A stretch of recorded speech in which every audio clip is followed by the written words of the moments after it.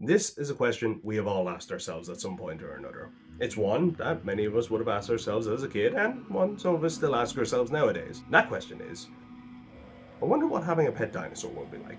And in the vast majority of cases, as is with many animals nowadays, the answer would be absolutely terrible.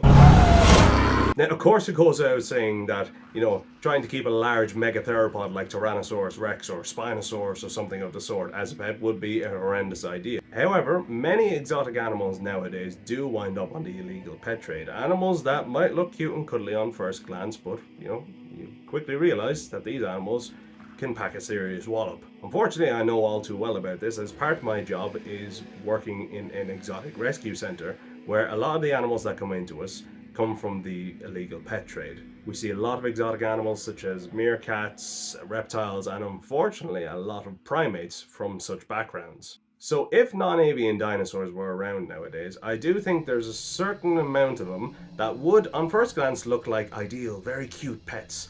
But I think would, as with many modern day animals, wind up being terrible pets and unfortunately extremely exploited by the illegal pet trade. Starting off with one that I think we have Jurassic Park to blame for, and that would be the group of dinosaurs known as compsognathids, or as they're called in the Jurassic Park franchise, compies. There's actually a few different kinds of compsognathids, and one reason that I think they would be particularly popular as pets other than their fame from the Jurassic Park franchise would be the fact that the vast majority of them are fairly small by dinosaur standards. And in the case of compsognathids we've actually previously discussed on this channel, such as Sinosauropteryx, these animals would have been very cute to look at, quite fluffy, and with those striking banded tails, very, very visually appealing animals. However, there are multiple reasons as to why they would be terrible pets. For one thing, compies likely would have had ridiculously sharp teeth. Getting bitten by one of these dinosaurs would be absolutely horrendous. Primates are a great example of this, as while many of them are small, and even several of the species that I work with, I am several times their size, and yet still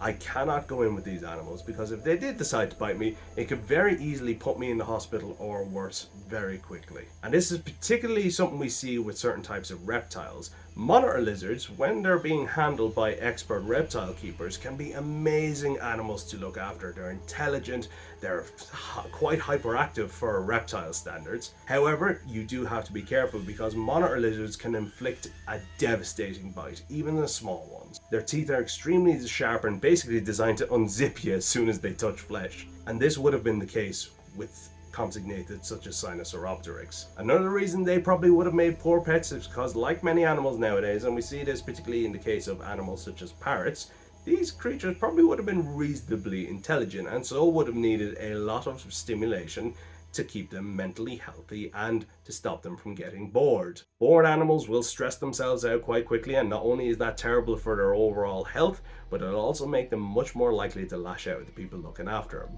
That is how you get bitten. In the case of an animal like a compsognathid, that can have devastating consequences. Another group of animals that I think would make very popular pets for the wrong reasons would be ceratopsians. Now, we all love ceratopsians. For many people, Triceratops is their favorite dinosaur, and I have a ceratopsian behind me as my logo. But these animals would be terrible pets, even the smaller ones. I can definitely see this as a group of dinosaurs that people would buy as young hatchlings there, because we do know from fossil evidence that young ceratopsians would be extremely cute. This is something we see today. Many people get crocodilians when they're small because they're very cute, and having a little crocodile in your hand can seem very cool.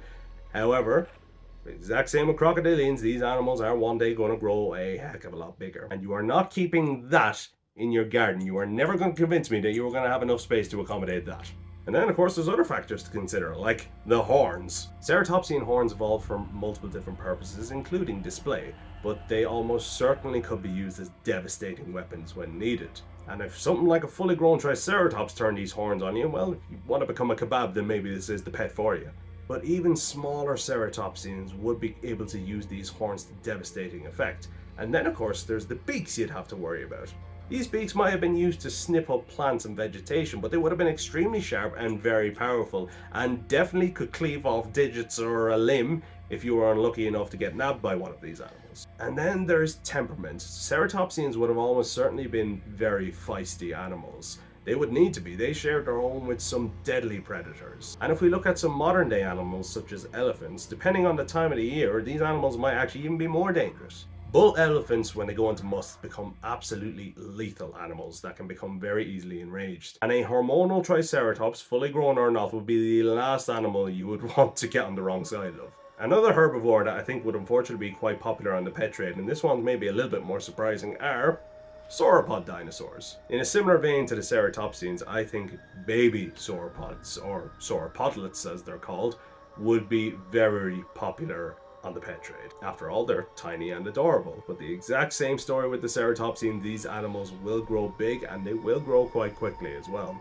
Another factor that I think would be working against the sauropods was that they had a habit of laying lots of eggs, and I do mean lots. One clutch is big enough, but sauropods we often found actually laid these clutches in colonies, essentially. And if they were around nowadays and were still doing this, that meant that there would be a lot of easy pickings potentially for poachers to grab these eggs and have a steady supply of animals to sell off into the pet trade. One last group of dinosaurs that I think would be particularly popular on the pet trade, and perhaps most surprisingly of all, are some of the most infamous theropods of all time, the raptors, aka the dromaeosaurids. Thankfully speaking, a lot more people nowadays recognize the velociraptor wasn't a 6 foot tall, scaly theme park monster, but instead was a much smaller, feathery, real life animal. However, that would not make it a good pet. Even though they might not have been as hyper intelligent as they're depicted in movies, dromaeosaurids probably still would have been quite intelligent dinosaurs, enough so that you would need an ungodly amount of enrichment and stimulation to keep their brains working healthily in a captive environment. We see this with primate and bird species nowadays. It can even be challenging for full-blown zoos to sometimes keep up with the enrichment demands of these animals. But an even better comparison would be the likes of modern-day birds of prey. There is no such thing as a part-time falconer. Falconers have to be some of the most well-researched and highly trained professionals in their trade to work with their animals. Birds of prey, even small ones, can not only do enormous damage to you in a bad situation, but they can do even more damage to themselves. And even the most meticulous and most well-trained falconers have accidents with these animals that either wind up in them getting injured or unfortunately losing a bird. And I imagine dromaeosaurs would be very similar. As easy as it would be to get yourself grievously harmed by one of these animals if you made a mistake, I think it would be far easier for the animal to do damage to itself in a captive environment if you did not do absolutely everything you were supposed to perfectly.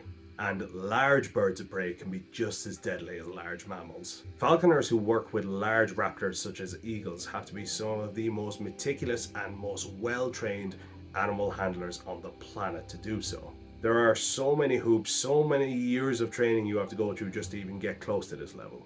And you can guarantee if dromaeosaurs were still around today, that people would try to keep even the large ones such as Utahraptors. Now in a captive environment, a professional captive environment, maybe there are people that could actually look after these animals and do it successfully. And I think it should go without saying that the consequences of trying to take on the responsibility of looking after an animal, whether it's a dromaeosaur that's the size of a turkey or one that's the same weight as a grizzly bear, could be a lot more than you bargained for. And I can easily see animals such as dromaeosaurs being purchased in a modern day environment as something like a status symbol. There are a lot of people out there you can imagine that would love to tout that they own a raptor.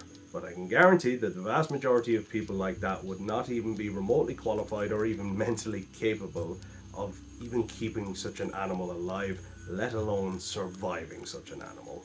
But you know, maybe there were some dinosaurs that would have made better pets. I mean, I've got one right here.